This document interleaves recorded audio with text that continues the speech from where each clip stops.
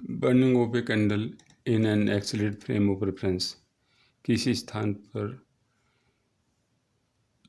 जलने की प्रक्रिया उस स्थान पर जी के प्रभावी मान के ऊपर निर्भर करती है। यदि जी का प्रभावी मान अधिक होगा तो उस स्थान पर संवहन धाराएं तेज गति से ऊपर की तरफ उठेंगी और उसी वजह से ऑक्सीजन की आपूर्ति मोमबत्ती की लौ को तेजी से होती रहेगी।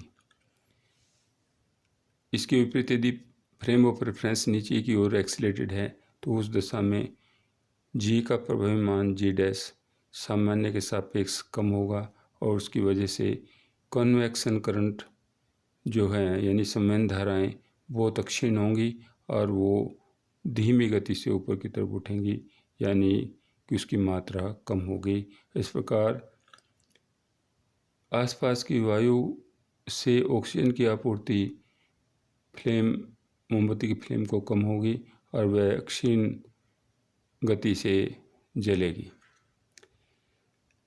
यदि frame of reference free fall की कंडीशन में है तो उस दशा में न तो कन्वेक्शन करंट उत्पन्न होगी और न ही आसपास से वायु की आपूर्ति इस फ्लेम को होगी और न उसको इस प्रकार उसको ऑक्सीजन नहीं मिलेगी और कार्बन डाइऑक्साइड इस फ्लेम को चारों तरफ से घेर लेगी और वह बुझ जाएगी।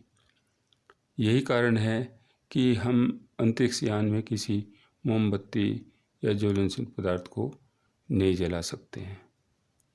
इस प्रकार हम देखते हैं कि यहाँ विभिन्न परिस्थितियों में जी के प्रभावी मान के कारण मोमबत्ती के जलने की प्रक्रिया कैसे प्रभावित होती है।